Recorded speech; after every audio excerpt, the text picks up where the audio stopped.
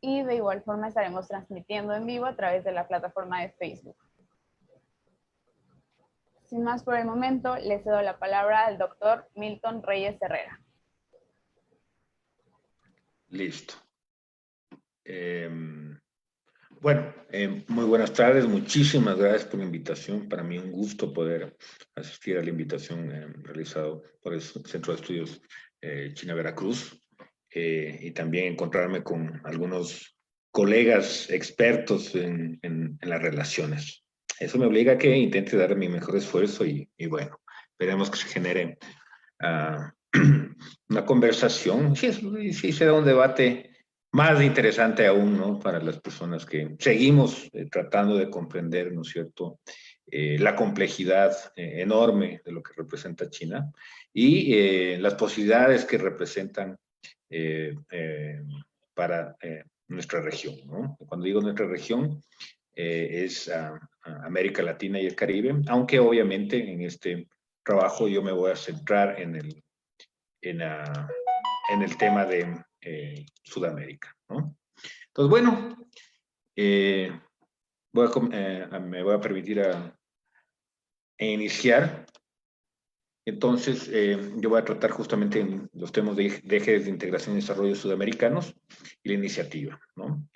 Hay la posibilidad de convergencias y también la posibilidad de proyección general que se puede dar tanto para Sudamérica y en relación a América Latina, como, ¿no es cierto?, para China y también para lo que se puede considerar el sur, ¿no? Algunos hablan del sur global. Ya vamos a ver si podríamos considerarlo pertinente. Poco sí me gusta presentar siempre el marco teórico. Yo parto de teoría crítica, ¿no?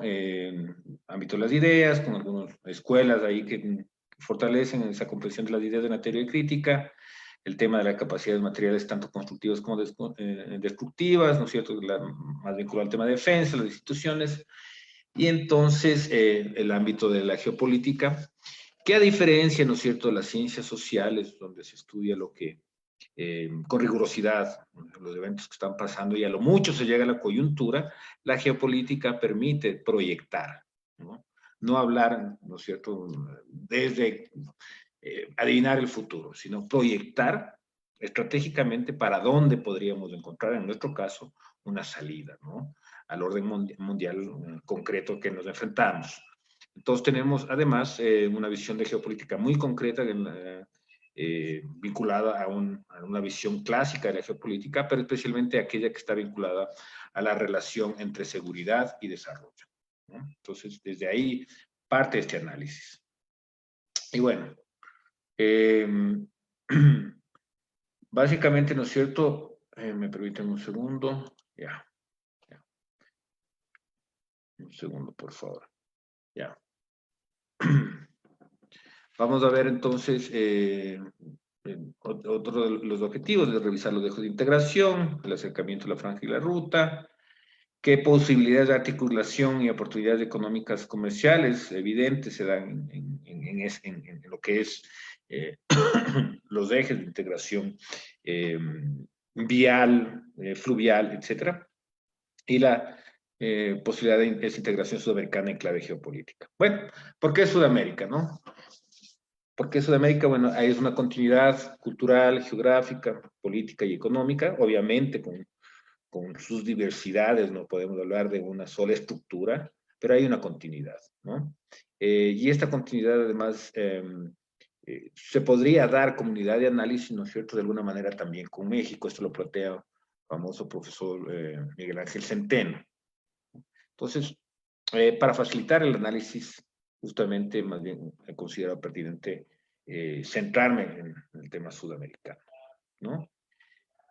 Ahora, en el caso sudamericano también es importante tomar en cuenta un elemento de que en la relación entre América Latina y China, más o menos representa en todos los aspectos que vamos a revisar brevemente, más o menos 90% de la relación. Entonces, comercio, inversión extranjera directa, la financiera y crediticia, etcétera, ¿no? Entonces, bueno, en Sudamérica ha habido un proceso histórico pro integración, ¿no?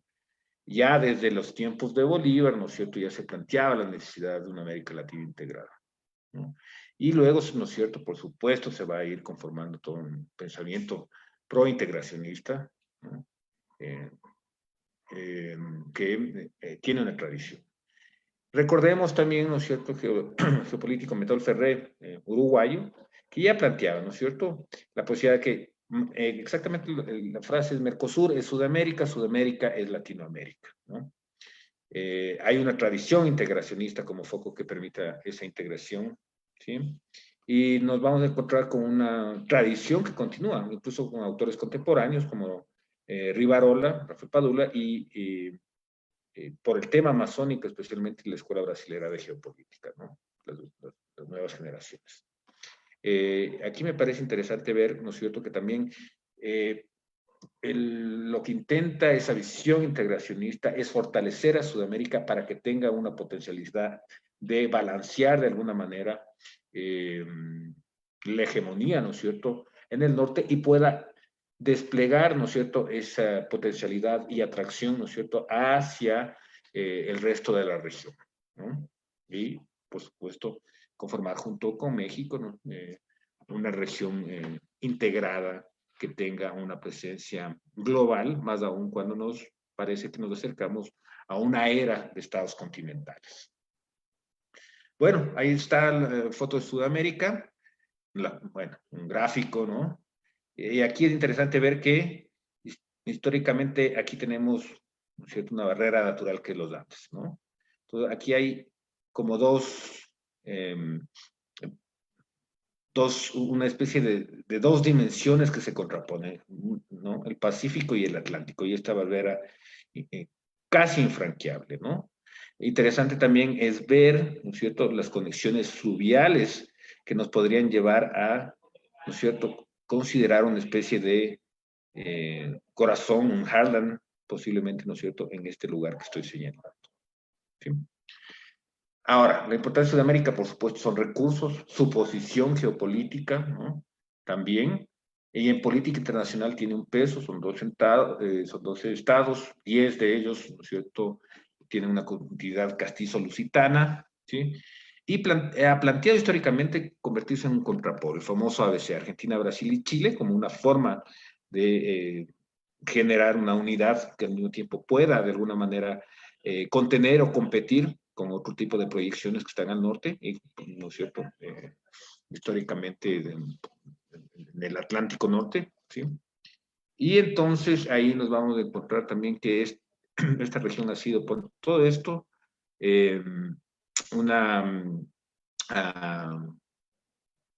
ha sido sujeto de análisis, ¿no es cierto?, por parte de pensadores geopolíticos, ¿no? Tenemos el caso de Spigman, norteamericano, una proyección sobre América del Sur, que ya en la Segunda Guerra Mundial planteaba la estratégico de la región para la competencia mundial, tanto con Alemania, pero para lo que él preveía, ¿no es cierto?, que era el tema de la entonces Unión Soviética. Brzezinski habla muy claramente en sus textos también sobre el tema de la proyección sobre sus recursos estratégicos, igual Spigman tenía mapeado todos los recursos naturales, incluso las lenguas, etcétera, etcétera. Y una potencial amenaza está dentro de lo que serían las agendas de seguridad liberal de Busan, ¿cierto?, donde se plantea, ¿no es cierto?, algunos ejes donde la defensa en la región tendría que minimizarse, ¿no es cierto?, dando paso a una agenda política, militar, económica, social y medio ambiente, muy articulado a lo que sería casi una visión policial a nivel interno. Entonces, la defensa, ¿no es cierto?, quedaría a cargo de las grandes potencias, como si asistiéramos, ¿no es cierto?, a una especie de mundo de grandes potencias benefactoras que se aseguran de que exista seguridad internacional. Pero como vemos, ¿no es cierto?, no es casualidad, Sudamérica tiene enorme cantidad de recursos, y entonces, al no tener sistemas de defensa complejos, ¿sí?, los grandes potencias, se ha visto a través de la historia que cuando necesitan los recursos, operan sobre territorio, ¿no? Bueno, entonces, bueno, vamos a ver, nuevamente tenemos recursos estratégicos, una posición geopolítica concreta. Vemos el caso de la Amazonía, que no es solo una posición geopolítica, sino de enorme riqueza, y a nivel geopolítico, y bueno, alrededor de sus mares está el caso de las Islas Galápagos, que posiblemente ustedes han oído en las últimas semanas por el tema de una flota pesquera internacional en donde está una presencia china, pero claro, lo ha planteado como, casi como presencia exclusiva de esa flota pesquera china. ¿Sí? Bueno, China de intereses generales, vamos a ver, ¿no es cierto?, la zona de influencia natural de China y algún acercamiento a América del Sur. ¿Ya? Entonces, bueno, básicamente esta parte lo tengo detallada, si alguien quiere conocer un poco más, tengo algunos descritos. Hay algunos análisis, ¿no es cierto?, del qué mismos son estos anillos de seguridad y diplomacia desde China, ¿no es cierto?, planteando además que la visión la visión del pensamiento internacional se reproduce en algunas perspectivas dentro del pensamiento chino tradicional basado en los anillos.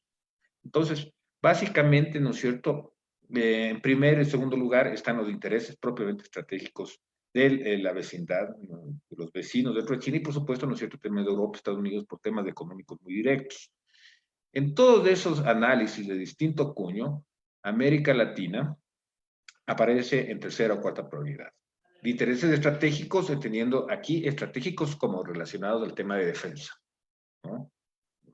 A veces estratégicos no lo vamos a tener específicamente asociado a ese concepto. Entonces, bueno,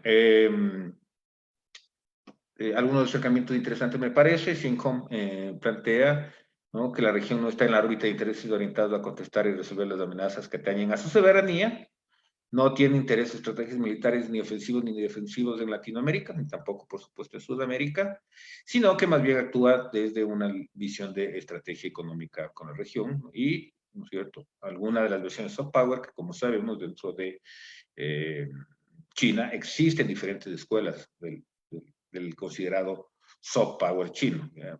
Eso da para discutir.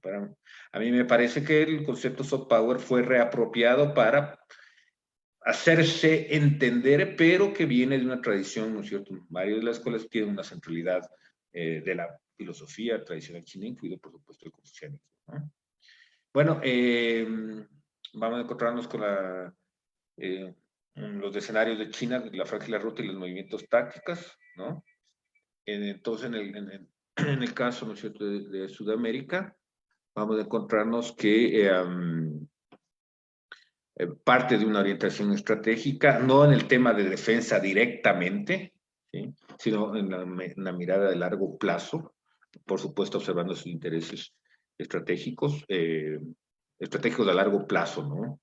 Tomando en cuenta que esta región no está concebido como área directamente justamente a la defensa nacional china, ¿no? Aunque sí, por supuesto, ¿no es cierto?, algunos recursos como el petróleo son interesantes, no tanto solo para la producción o para la movilización, sino por la posibilidad de generar materiales vinculados a la tecnología y el desarrollo militar, ¿sí? Pero directamente no hay ningún tipo de interés en el sentido de defensa. Entonces ha habido, ¿no es cierto?, una especie de 5 movimientos, ¿no?, sucesivos y que a veces, ¿no es cierto?, se acompañan mutuamente en la temporalidad que se despliega. Tenemos comercio, inversión extranjera directa, financiamiento, cooperación, diálogo político. Comercio, ¿no es cierto?, se fortalece en los 90, no se diga más aún desde el 2002. La inversión extranjera directa comienza a llegar igual, 2005, 2007, financiamiento, ya vamos a ver. La cooperación es un eje transversal y el diálogo político, ¿no es cierto?, también es un tema transversal, ¿ya? En el financiamiento me parece que es el ámbito más interesante. Nosotros más o menos 90% de las relaciones, grandes ganadores de términos muy generales, ¿no es cierto?, Brasil, Chile, Argentina es entre comillas, es un perdedor en el balance comercial, Ecuador también, pero Ecuador, ¿no es cierto?, un ejemplo es pierde en balanza comercial, pero asimismo en el comercio, en los bienes que adquiere, especialmente vinculados a bienes de capital, se ahorra aproximadamente un 20% si comprar esos bienes de capital en los socios tradicionales de Europa y Estados Unidos, ¿no? Bueno. Entonces, esto es bien interesante porque básicamente los créditos se concentran hasta 2015 en 4 países. que es Brasil, Venezuela, Ecuador y Argentina, ¿no? Y vemos en los 4 países en ese momento que existe una centralidad de proyectos políticos donde se intenta generar una intermediación más fuerte del Estado, ¿no? Entonces, si bien, ¿no es cierto?, no hablamos de estados con súper fuertes, tratando, ¿no es cierto?, de expandir la esfera de sus actividades, sí vemos gobiernos que intentan, de alguna manera, incidir, ¿no es cierto?, en una intermediación más fuerte en lo que tiene que ver con el tema económico, ¿sí? Y entonces esa relación también, por supuesto, o esa visión, genera problemas con algunos organismos internacionales que comienzan a generar restricción externa, ¿no? Argentina se le cierran algunos créditos, de Venezuela no se diga, al Ecuador también, y bueno, Brasil no, pero para Brasil era interesante tener una serie de oportunidades, por lo cual siempre, por supuesto, tener otra fuente de créditos siempre es interesante, ¿sí? Pero, sin embargo, vemos justamente después de la crisis de 2007-2008, se incrementa y en el 2010 más los créditos. Esto permitiría deducir, ¿no es cierto?, una operación político-económica china para cooperar a que estos países superen la restricción externa. Y lo mismo va a pasar, si nos, pese a las autorrestricciones que se impone China en el tema de inversiones y financiamiento para mejorar la calidad de estas. En 2015 también, tras la crisis 2014 de commodities, también hay un incremento, ¿no? La cooperación es tradicional, ¿sí? Muchos de los anteriores movimientos, especialmente comercio, inversión, básicamente parecerían reproducir, ¿no es cierto?, las formas de relaciones que ya existían en las estructuras preexistentes dentro del orden económico mundial, ¿no es cierto?, incluido la famosa globalización liberal, ¿sí?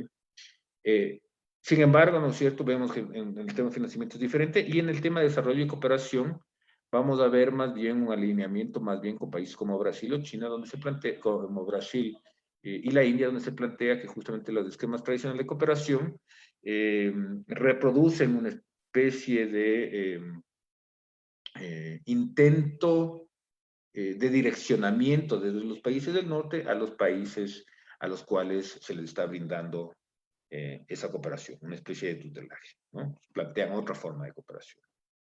El componente de diálogo político tiene 2 niveles, uno en los foros regionales, ahí vamos a encontrar una serie de organismos donde China paulatinamente, ¿no es cierto?, va acercándose y es miembro, por lo menos como observador, y luego vamos a encontrarnos las relaciones bilaterales, ¿no? Aquí vamos a ver brevemente algunos de cómo se van conformando las sociedades o las asociatividades, ¿no?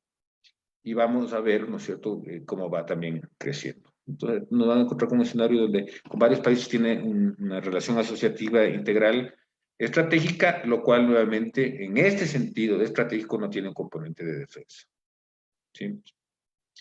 Ahora bien, la cooperación con diálogo político, ¿no es cierto? Tenemos el libro blanco también complementariamente, el libro blanco de 2008, la iniciativa 1 más 3 más 6,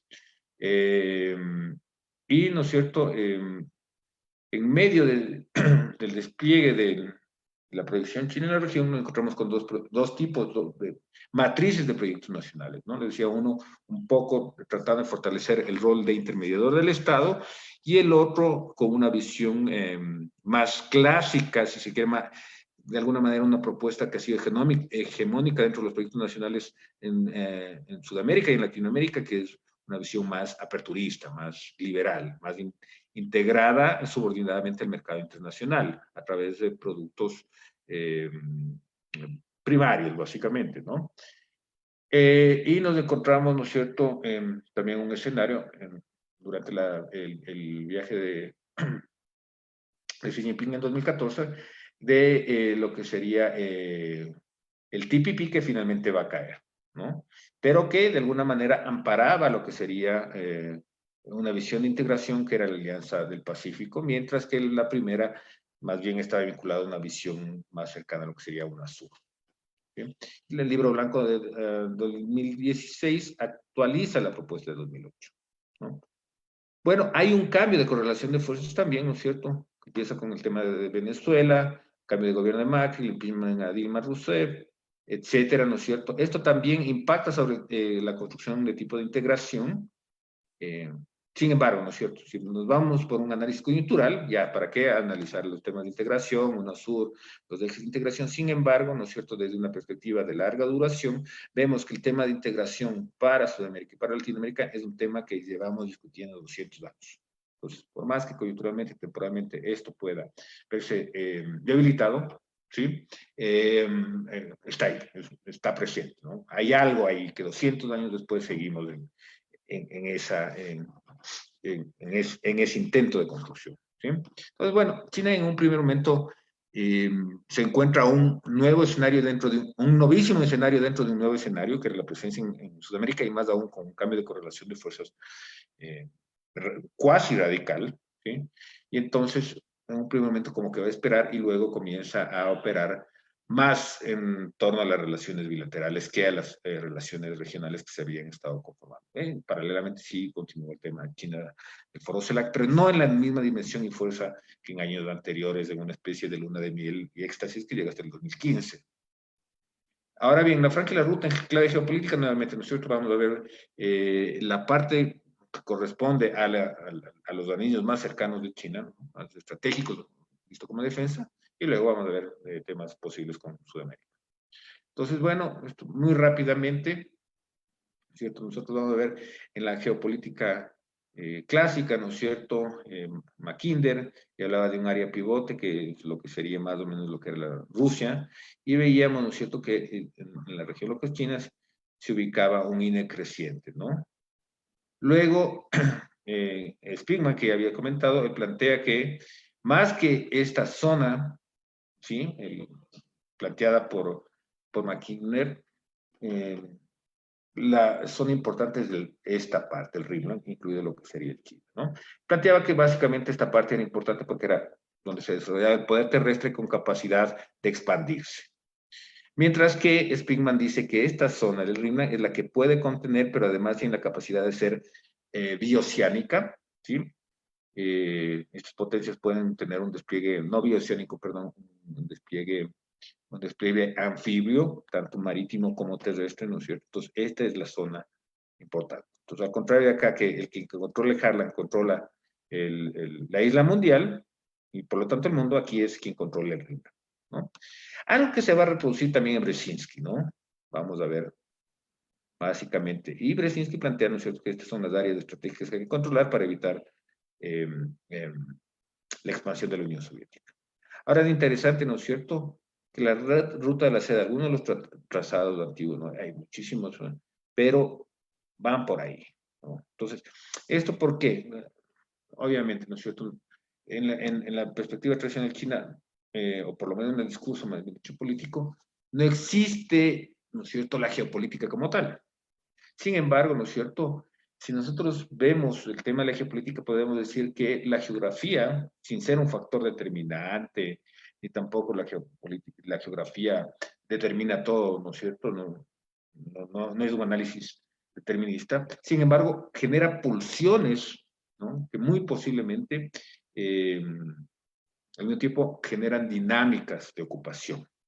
Y entonces, como vemos desde la antigüedad, esta parte era muy importante para el tránsito de mercancías y, por supuesto, ¿no es cierto?, donde se desenvolvía también conflictos.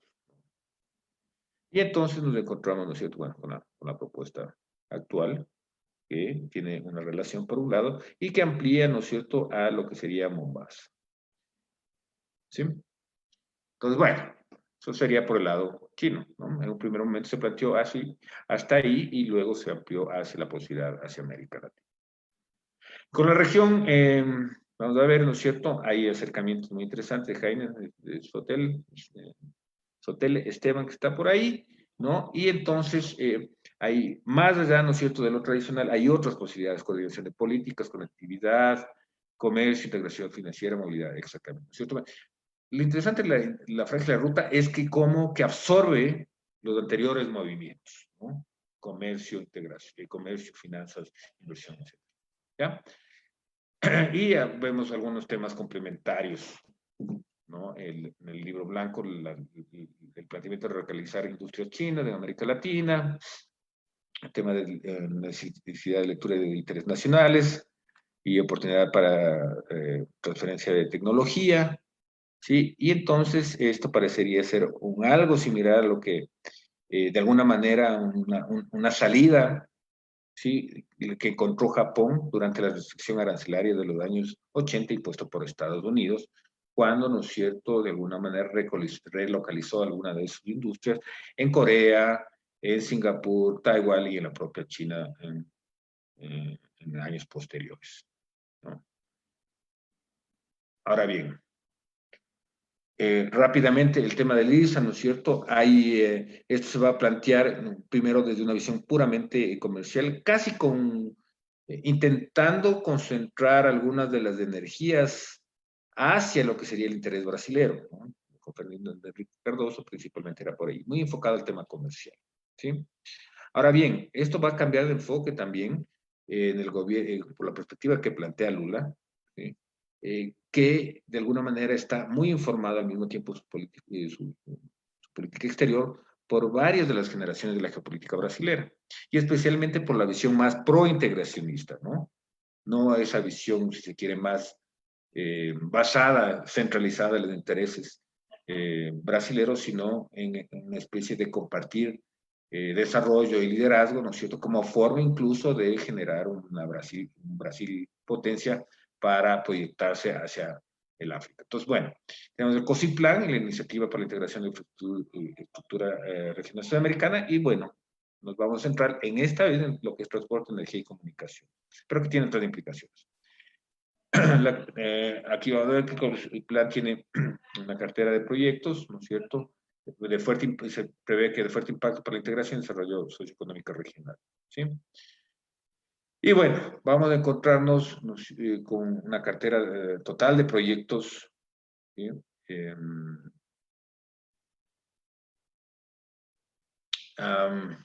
Aquí, bueno, se me fue aquí lastimosamente estaba el total, no es grave. Y vamos a ver que el tipo de financiamiento del sector público es del 60%, de iniciativas públicas privadas alcanza un 25%, el sector privado es un 15%. De esto aproximadamente un porcentaje, podríamos hablar que tal vez un 25% es de lo ejecutado, ¿no? Vemos que hay 10 ejes de integración, sin embargo, el eje andino del sur no hay reportes sobre el tema en las páginas oficiales, por lo tanto, se prevería que no ha habido mayor desarrollo, ¿sí? Vamos a ver aquí, ¿no es cierto? Sí, la enorme cantidad de inversión estimada. Vamos a ver un enorme número de proyectos y vamos a ver una ejecución más bien prácticamente 5-19%. Si hacemos un ejercicio, vamos a ver alrededor de un 20-25% se avanzado, ¿no? De esto, sin embargo, vamos a encontrar un total de cartera de proyectos, ¿no es cierto? Que, son priorizadas. Entonces, vamos a encontrar básicamente hay proyectos anclas, ¿no? De estos vamos a encontrar 9, ¿sí? Igual nos vamos a encontrar de que hay una subejecución, ¿sí? Y esto por tiene que ver con mucha falta de recursos y falta de voluntad política. Los datos existentes son hasta el 2007, porque recordemos que estaba atada a la visión de UNASUR, y finalmente, ¿no es cierto?, después de la crisis de UNASUR promovida por el cambio de correlación de fuerzas, por supuesto, se deja de reportar y al mismo tiempo, ¿no es cierto?, no se puede evaluar la continuidad, ¿no? Nuevamente como que los países se desconectan, ¿no es cierto?, de ciertos acuerdos de intercambio de información y de continuidad de cooperación en algunos proyectos, ¿no? Ahora, de todos estos, me interesa especialmente, ¿no es cierto?, ver el del eje que tiene que ver con el eje amazónico, ¿no? Entonces, bueno, vamos a ver igual el nivel de cumplimiento, ¿no es cierto?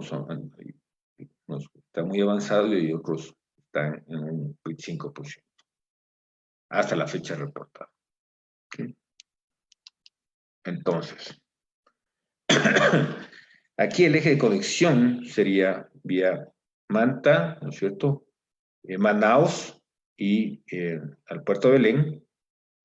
Y esto significaría varios temas. Por un lado, incrementar la movilidad a través de un sistema multimodal, el Amazonas, aquí vía terrestre, ¿no es cierto? Y del puerto de Manta. Según los análisis de costos, este sería el más viable, ¿sí? Pero eso no es todo, ¿no es cierto? Esto tiene también otras implicaciones geopolíticas, ¿no?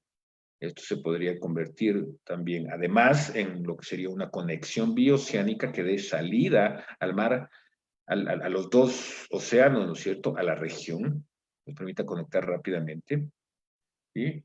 Eh, y incluso hablar en términos de contención de algunas amenazas frente a la Amazonía. Como les dije, no es casualidad que de vez en cuando digamos la necesidad desde las potencias de que hay que controlar y salvar la Amazonía y también pobre Galápagos hay que salvar, ¿no? Pero vemos que los dos, aparte de las riquezas naturales, no se acaba ahí, sino es el tema de ubicación, ¿no? De cómo se plantea en la geopolítica clásica, ¿sí? Entonces, lo otro interesante es que este eje al mismo tiempo se articula al escudo guyanés, al eje andino, ¿sí? Eh, y además es interesante que hay autores brasileños como Travassos, etcétera, que plantean la posibilidad de articular el Amazonas, ¿no es cierto?, con algunos ríos hasta llegar, sería que me- ¿cómo se llama? Se me quedó el nombre en portugués. Es de La Plata, ¿cómo se llama? Bueno, no me voy a acordar, ¿sí? Vacía de la Plata es en portugués, pero bueno, es sí, ¿no es cierto? Otra vez, bueno, el Río de la Plata, me favorita el nombre en español, mil disculpas. Sí, pero bueno, se integraría y aquí estaríamos hablando de una integración interna, ¿no es cierto? Bastante interesante, ¿sí? Entonces, ojo, la proyección bioceánica sería fundamental también para la región, ¿no? Y conectaría también con América Latina, ¿no es cierto? También resulta bastante interesante. Bueno, eh, para los autores brasileños, especialmente esto es interesante porque, por supuesto, ellos trabajan sobre la Amazonía, el Ecuador también comparte, Brasil, Colombia, las Guyanas, Venezuela, etcétera, ¿no? Pero como ya vimos, esto tendría una salida también para lo que sería la cuenca, ¿cierto?, de La Plata. Y además, así, ¿no es cierto?, también, de alguna manera, suturando esa especie de rivalidad más geopolítica, ¿no es cierto?, que alguna vez existió entre el Amazonas y Brasil amazónico y la Argentina platina, ¿no? Y bueno, es una región natural del Brasil amazónico, resuelve el antagonismo Atlántico versus Pacífico, ¿sí? Integra también a Brasil platino, por supuesto, con Argentina, y, ¿no es cierto?, Golbery hablaba de la posibilidad de una secundaria geopolítica, articula lo que serían los antiguos países de la Gran Colombia, Perú y las Guyanas. Meira Matos, por otro lado, ¿no es cierto?, él planteaba, ¿no?, las áreas interiores de intercambio fronterizo para los desarrollos transnacionales. Y entonces, la necesidad de una integración del espacio amazónico y de cooperación entre diferentes nacionalidades de macroregión panamazónica.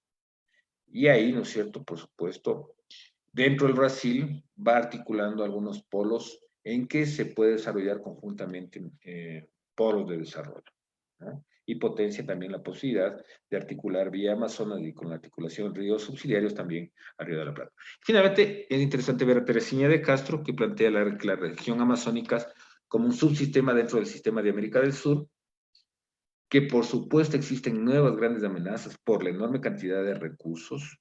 Hay muchos actores ahí, algunos aparentemente inocentes, ¿no? Como por ejemplo algunos organismos no gubernamentales ambientalistas, pero que en realidad, ¿no es cierto?, están operando a favor de grandes intereses de las grandes potencias, porque no permiten que el Estado haga uso, ¿no es cierto?, de esos recursos para su desarrollo, sino que promueven que se queden ahí, ¿no? Como sabemos, los recursos y territorio que no se usa puede ser ocupado por otro y utilizado por otros.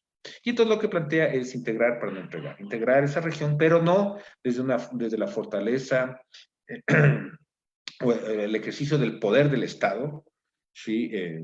Vertical, sino integrando inteligentemente, ¿no? Integrando justamente a actores como las comunidades, etcétera, etcétera. Y además protegiendo así incluso temas como lo que tiene que ver con la sabiduría industrial, ancestral y las posibilidades que tiene con el tema de biotecnología.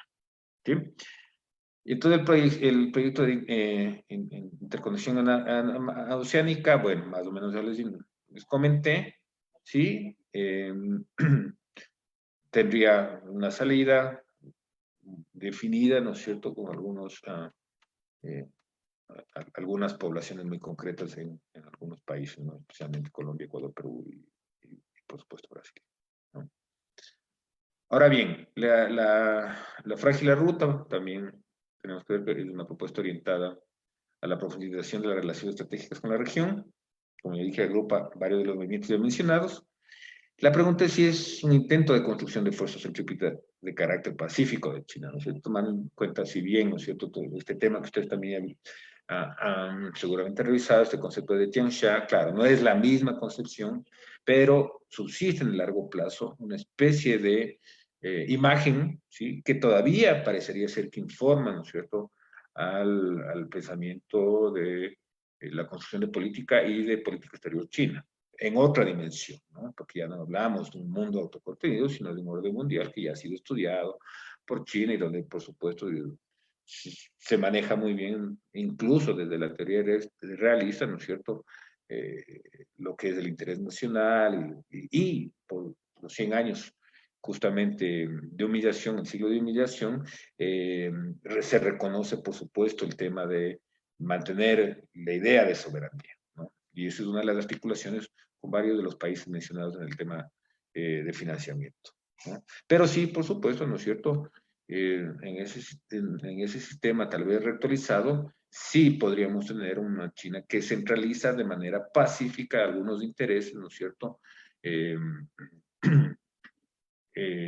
comerciales, económicos, etcétera, ¿no? Pero permitiendo permitiendo o generando autonomía posiblemente dentro de lo que serán esos grandes espacios de estados continentales, ¿sí? Y bueno, ya vemos que se lleva hasta Mombasa, Kenia. Vamos a ver, ¿no es cierto?, de Mombasa la posibilidad de llegar al otro extremo, ¿sí? E incluso, ¿no es cierto?, llegar a este extremo, que es la parte más cercana a América del Sur y que le causaba terror a propio Spigman, ¿no es cierto? Esa cercanía del África con la protuberancia, ¿cierto?, de aquí de Brasil, ¿no? Entonces, la posibilidad, ¿no es cierto?, de armar una interconexión, ¿sí?, Mombasa, con una cercanía a Brasil que está a apenas 4 horas de vuelo, es muy interesante, ¿sí? Y ahí sí entonces podríamos hablar, ¿no es cierto?, de un verdadero anillo del sur global, ¿sí? Como vemos, ¿no es cierto?, vuelvo y repito, partiría de aquí, pasamos acá, pasamos a Sudamérica, pasamos por acá, esto permite articularnos por dentro de esta región por nuestros propios ejes de integración. Habría otra posibilidad que es por acá un poco más y que no permitiría tampoco, ¿no es cierto?, una integración de la centralidad del África, ¿sí? Lo cual nosotros como región, tanto como Sudamérica como Latinoamérica, deberíamos tener alguna proyección, ¿sí? No por ahora, como dije, la geopolítica permite proyectar 15, 20, 30 años, alguna proyección, porque es de mutuo interés que se desarrollen esas relaciones económicas, políticas, ¿no?, y geopolíticas. Y bueno, algunas reflexiones muy generales, muy finales, lo demás podemos conversar, ¿no? queda un mundo de que conversar sobre el tema, es justamente que el BRI, la conexión bioceánica de Sudamérica, pueden materializar un anillo del sur global. Más aún en este momento, ¿no es cierto? La iniciativa puede impulsar las economías locales, especialmente después de un momento muy complicado como la pandemia, y especialmente por la gran presencia de las MIPYMES en la región. Un ejemplo, ¿no es cierto? Es en el Ecuador, pero en varias otras regiones es por ahí el indicador, ocupa un 75% de fuerza de trabajo, ¿no? Las micro, pequeñas y medianas empresas, ¿no? En la región. Ahora, la recuperación de la región puede colaborar con la recuperación global de la economía, incluso, ¿no es cierto?, interregionalmente. Por ejemplo, ¿no es cierto?, perdón que ponga repetidamente el ejemplo del Ecuador, ¿no? Pero un poco también un campo de estudio personal. El mayor inversor extranjero directo en Ecuador, por ejemplo, es México. Entonces, una recuperación, por ejemplo, del Ecuador, en Sudamérica, ¿no es cierto?, incluso favorece, ¿no es cierto?, a una recuperación en algo, ¿no? En algún punto porcentual, por lo menos, de la economía mexicana también. ¿Sí? Solo como poner un ejemplo periférico. Pero esto además puede proyectar a la región como un mercado creciente, ¿no es cierto? Si nosotros crecemos, seguramente, ¿no es cierto?, seremos un mercado también creciente para la producción china, ¿no es cierto? Y ahí, con todo lo que plantea la posibilidad de localización de industrias, intercambio, o más bien dicho, transferencia tecnológica, etcétera, poder generar una especie de círculo virtuoso donde crecemos, crece China, crecemos, ¿no es cierto? Chile puede ser interesante tener un mercado sudamericano y latinoamericano fuerte. Y esto, por supuesto, puede incrementar la articulación asociativa en algunos niveles, complementariedad productiva y tecnológica, pero ante todo también fortalecer las capacidades para hacer efectiva los derechos de soberanía y autonomía política en el orden internacional. ¿Sí? Muchísimas gracias y bueno, quedo a espera de sus preguntas.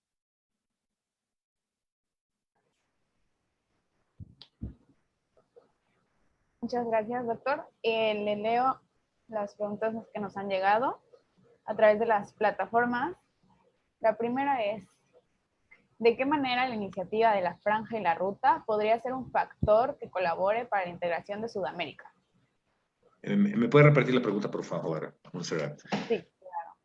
¿De qué manera la iniciativa de la Franja y la Ruta podría ser un factor que colabore para la integración de Sudamérica? Sí, como decía, en un primer nivel, ¿no es cierto?, a través de inversiones y crédito en aquellos ejes que había mencionado. Ahora, por supuesto, no, hay una enorme cantidad de recursos que se necesitan. Hablamos de más de 200.000 millones de dólares para una buena parte de la cartera de proyectos. Sin embargo, hay prioridades. Una de las prioridades, por ejemplo, centrales es por ejemplo, la conexión interoceánica, ¿no? Entonces, la conexión interoceánica favorece el comercio interno, el comercio entre Asia, Latinoamérica y el África.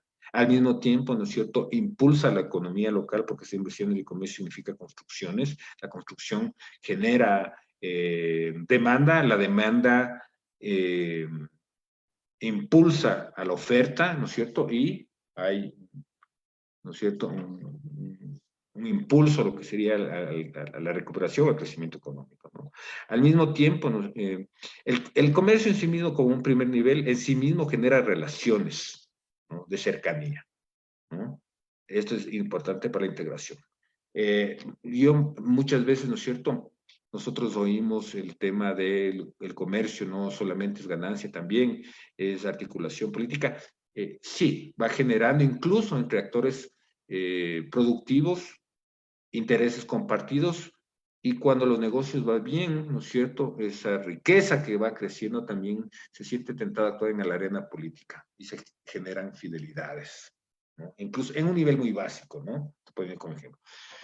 Pero, por supuesto, la interconexión también permite integración, no solo de infraestructura, sino integración política, ¿no? Porque estamos promoviendo la administración ya no de una unidad política Estado, sino de una unidad política de integración regional sobre el territorio. Entonces, parte de hacer efectivo la administración política, una nueva unidad política que pueden hacer es la administración sobre territorio efectivo. Y eso es posible cuando el territorio ocupa, a través, por ejemplo, de vías, infraestructura, etcétera, etcétera. Pero no hay que quedarse solo ahí, ¿no? Como bien dice algunos autores, incluso nosotros deberíamos mostrar un poco lo que dice el profesor Sotele, ¿no es cierto? Esteban, hay que irnos más allá, ¿sí? Pero en un primer momento, esa parte dura tiene que estar ahí presente también.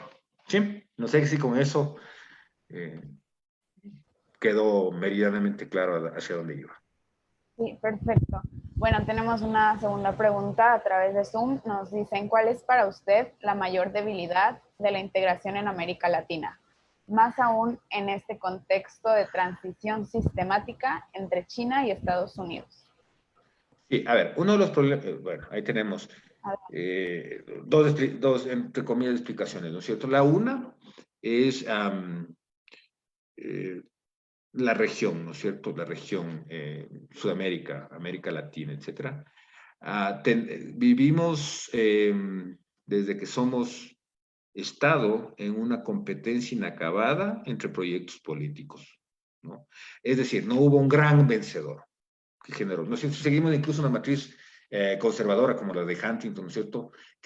Seguimos eso, no hay una matriz o un proyecto que descabezó a sus contrincantes y generó un orden político y que luego abrió mano, ¿no es cierto?, para que se juegue dentro de una misma cancha, que es lo que pasaría en las grandes potencias, en los propios Estados Unidos, en Europa, en la China, en Cuba, ¿no? Eso no tiene nada que ver con el partido político o los partidos políticos que estén en la contienda predominantemente política, ¿no?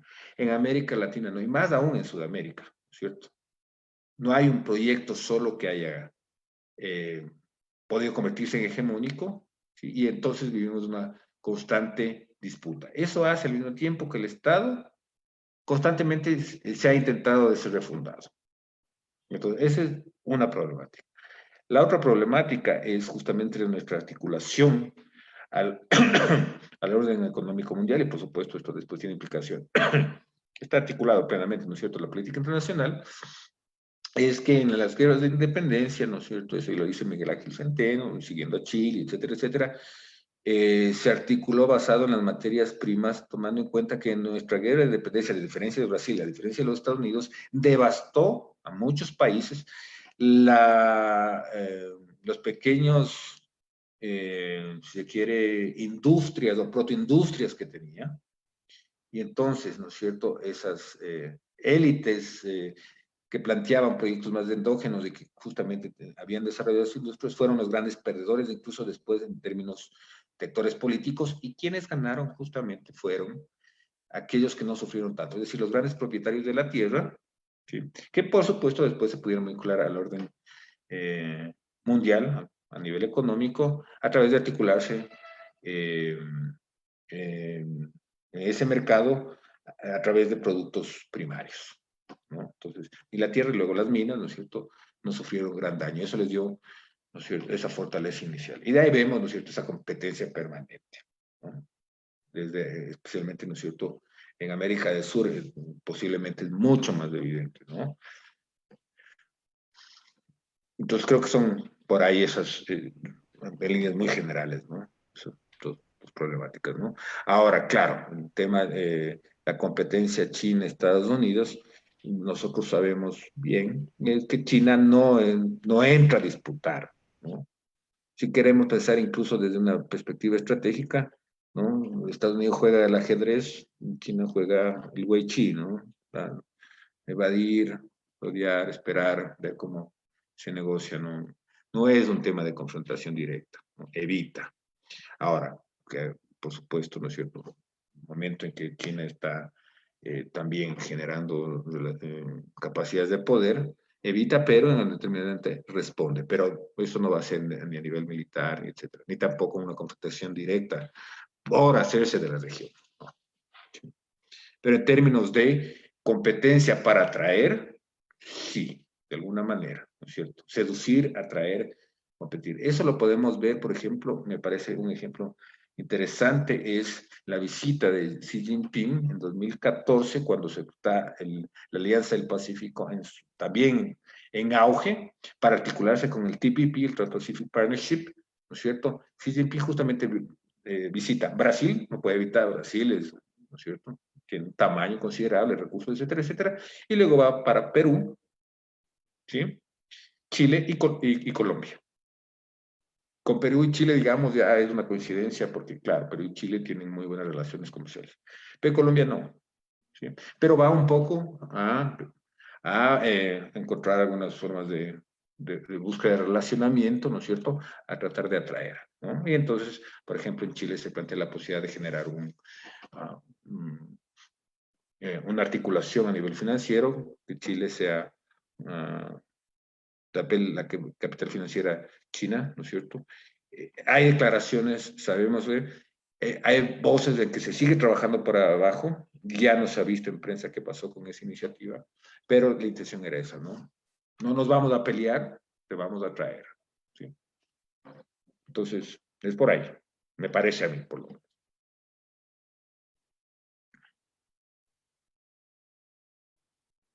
De acuerdo, muchísimas gracias. Por cuestiones de tiempo vamos a dejar hasta ahí las preguntas y respuestas. Le vamos a hacer llegar a usted las preguntas que quedaron pendientes para que les enviemos por correo su respuesta.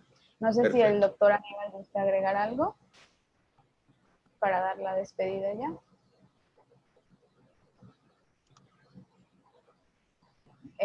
Necesitamos que esté prendido su auricular.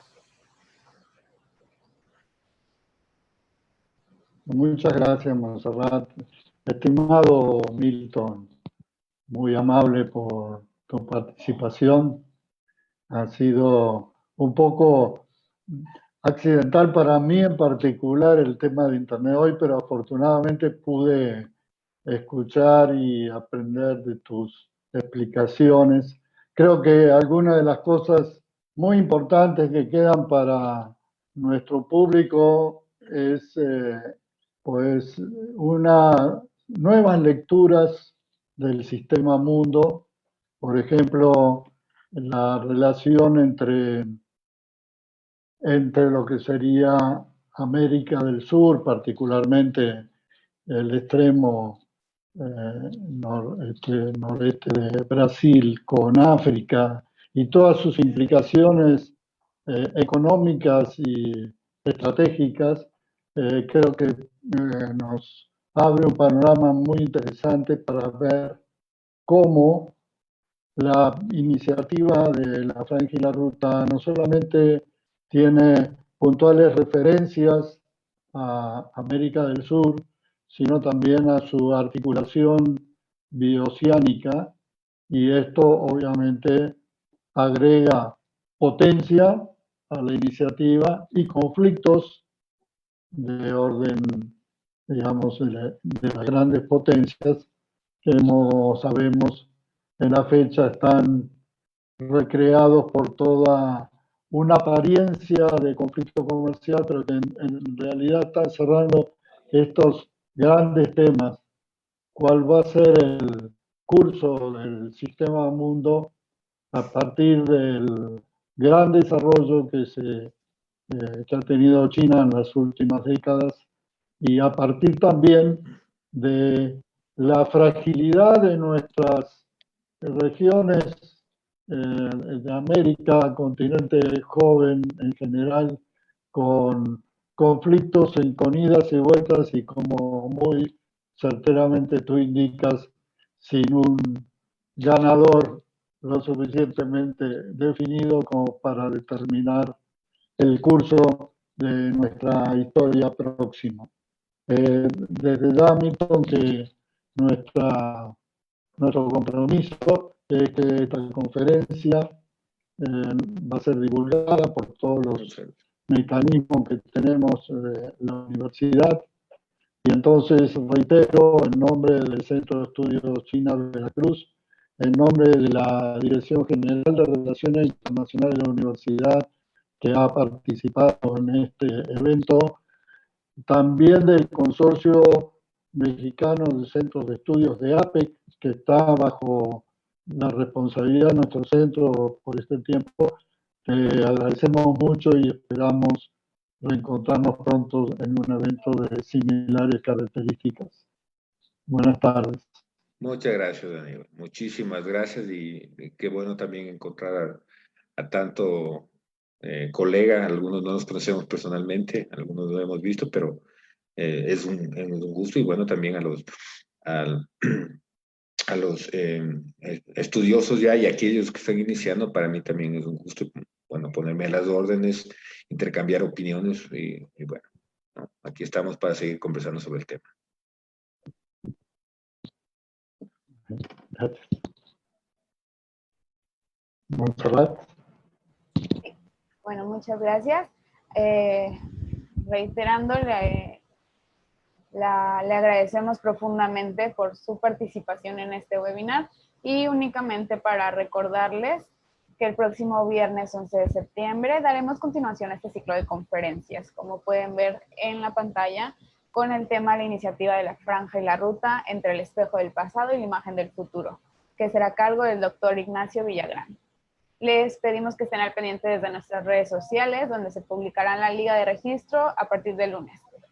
Y únicamente para recordarles que se les enviará una encuesta de satisfacción a su correo si nos hacen favor de contestarlas para mejorar este ciclo de conferencias y darles una mejor y mayor oportunidad a ustedes de tener estas ponencias espectaculares, ¿sí? Muchísimas gracias, doctor Aníbal, doctor Milton, fue un gusto.